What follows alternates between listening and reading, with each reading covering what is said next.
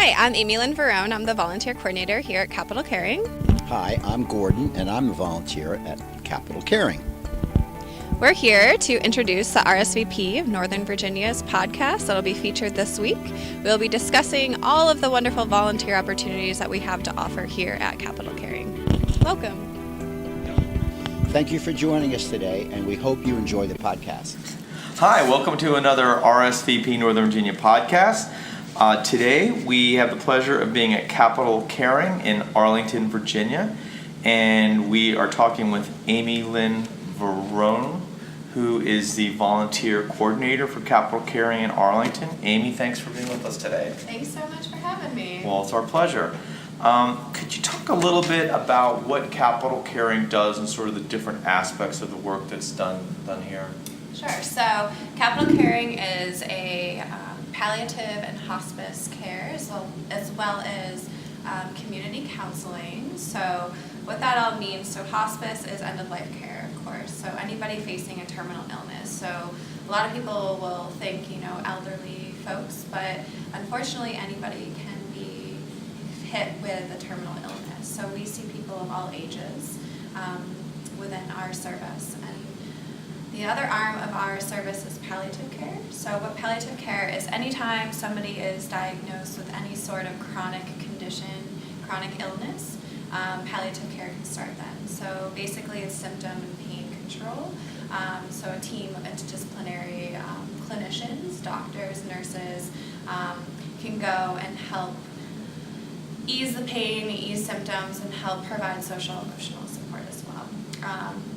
So with that kind of goes into the hospice as well. So it's an interdisciplinary team of medical director and nurse, a CNA, which is a certified nursing assistant, a social worker, a chaplain, and then of course volunteers if that were be something that a family or the patient would want to tap into.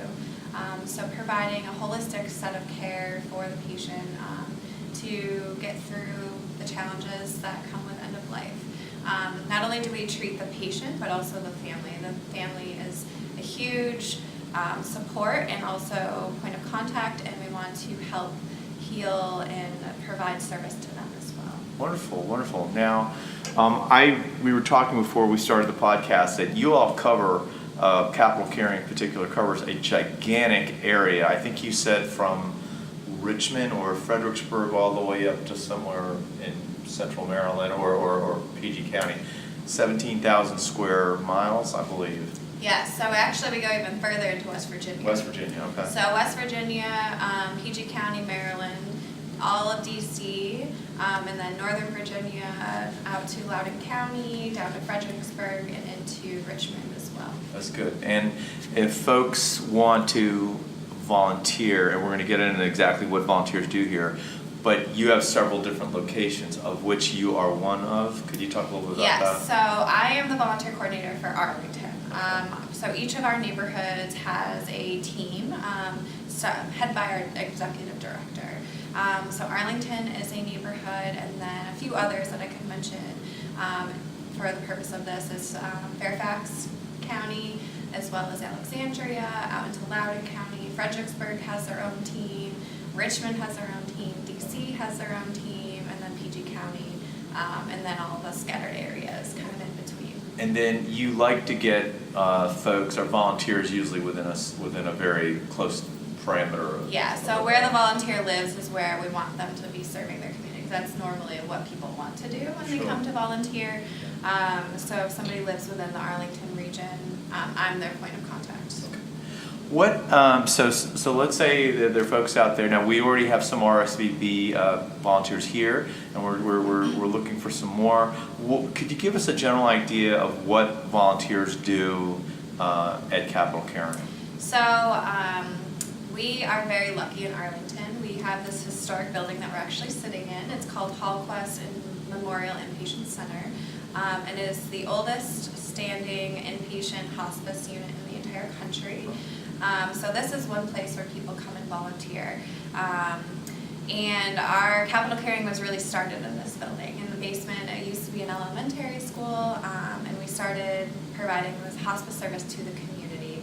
And then 35 years, that was 40 years ago, and then 35 years ago we opened up Halquist to the, as a point of contact in the community. This used to be an elementary school, like I said, so a lot of people are very familiar with the location, and it has a lot of historic value. So volunteers here do anything from patient care, working alongside our nurses and our CNAs, heating up meals, getting water for the patients, fulfilling any of their wishes that they really want, sitting bedside with the patients, providing emotional support and just a listening ear and shoulder to cry on maybe for the families. We have the volunteers will restock our supply room during their patient care shifts, and just make the rounds to all of our rooms. And Halquist has 15 beds here, so at any given time we can have 8 patients, or maybe we can have 8 patients. So every day looks a little bit different.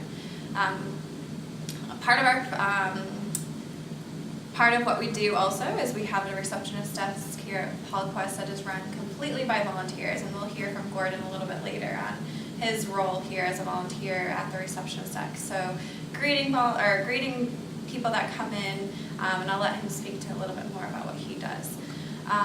And then out in the community, that's primarily, we have 15 beds here at Halquist, but we service in just Arlington alone anywhere between 130 to 150 patients a day.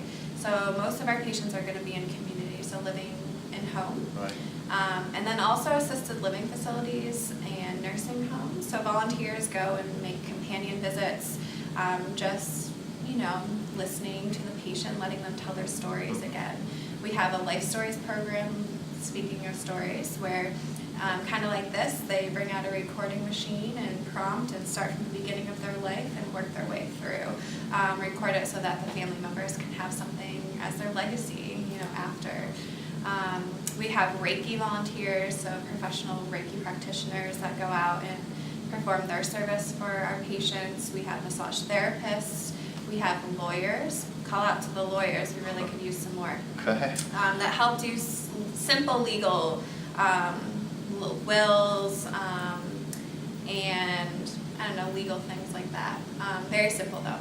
We have administrative volunteers that work in our Boston office doing medical records.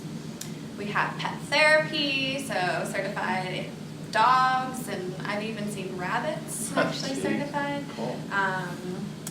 There's just so many. Any way that somebody thinks they can get involved. Right. We've had a photographer recently come to us and say, hey, what about, photography with families or with the estates so that they can have something to look back on. So people keep coming to me every day with new ideas about how we can help fulfill the wishes of the patients and their families. Now, that's a lot of stuff. What does a volunteer coming in here need any type of a special background, and I'm sure this varies from position to position, but just training or So of course with like the legal stuff you have to Right. be a lawyer? Right, sure. a Reiki practitioner, you have to have certifications, Sure. pet therapy, etc. Sure. But people come to us with little or no exposure to hospice at all or any medical background, and we have an orientation that we have all of our volunteers go through, that they learn about hospice and learn about what it is to be a volunteer within our organization. It must take, I would imagine, a special person to work or volunteer at a hospice or a palliative care facility. Is that something that's talked about when you bring folks in, or how do people deal with that? So most people that come to us are coming for a reason, because they've either had experience with palliative care or hospice within their own families or with their friends, and they felt it was so important and it was so meaningful to their loved one and also to them, so they want to give back. But we also see young folks who maybe just graduated high school. We had a kid who 18 years old, just graduated high school and didn't go to college right away, and he took a semester off and he was like, I want to get some exposure, I want to see what y'all do. So he volunteered twice a week with us here at Halquist and doing patient care, and he's now off to college, and so he came with no exposure, but left and was like, wow, I feel like I have a better idea of what I want to do That's in outstanding. college. That's So great. That's really cool. it's really a spectrum. That's And great. we talk a lot about, you know, the death and dying process and how that's going to affect everybody, and it's different for. Sure. Do you, talking about volunteers, timing, I know with one of the questions we always get when folks volunteer for anything, you know, what's the time commitment? When is it going to be? Do I have to be there 8 hours or 4 hours or 2 hours? How does that work with capital caring? So that's different for every volunteer position. We have volunteers that are so dedicated that give us, you know, maybe up to 10, 12 hours a week, but that's definitely not required. Here at Halquist, I ask that there's 4-hour shifts, so as a receptionist, greeting folks, or as patient care, they sign up for 4-hour shifts, and I ask that volunteers do that at least once a month to kind of keep, you know, current with policies and what we're doing. And then out in the community, if you're going to be a companion volunteer, typically that's about a once a week commitment for a couple of hours, maybe 1 up to 3 hours, and everything in between. Right, sure. But you know, we want to have people on an ongoing basis. Right. Just So it is more, in that sense, it's like you said, it's more of a regular, it's not just somebody comes in for 2 hours and you never see them again. yeah. Yeah. That's harder, but we do have a garden that is ran completely by volunteers. That's Okay. another volunteer opportunity. Wow, Okay, there's so great. much out here at Halquist, and we've had groups of volunteers, companies, young professional groups, Boy Scout, Girl Scout troops that come out and help for one day for a couple of hours. Outstanding. So you know, there's things that we could help, you know, organize Sure, as well. If okay. it's going to be a group. Group thing. Okay, cool. Let's see. And one thing just to double check back on, you may have mentioned this, but I just want to ask again.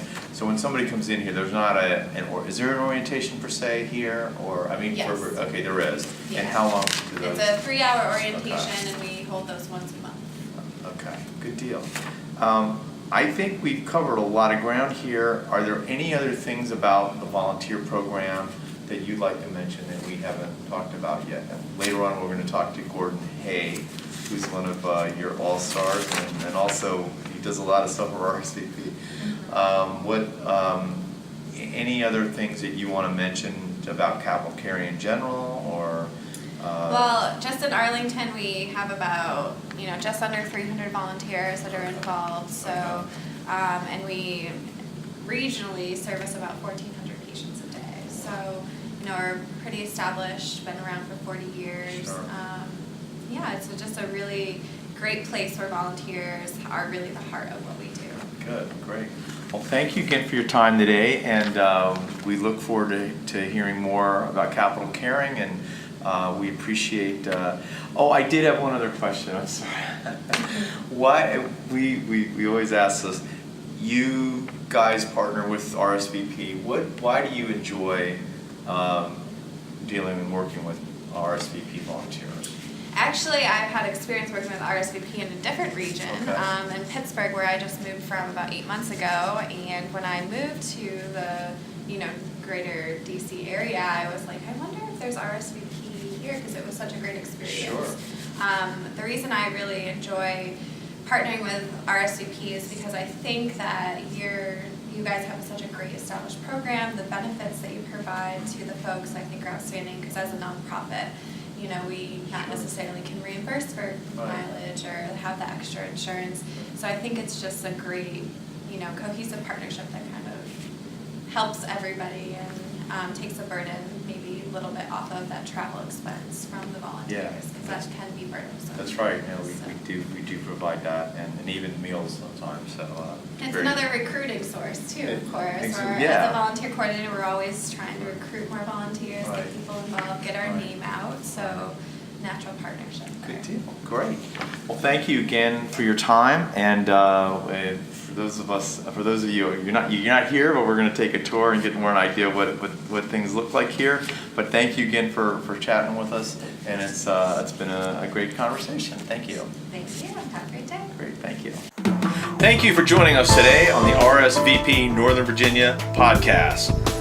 For Carly Hudicki and Nadia Hoonen, this is Rob Payne saying thanks and have a great day. Remember, RSVP Northern Virginia, matching great senior volunteers with great opportunities. For more information, please visit our website at www.rsvpnova.org. Have a great day.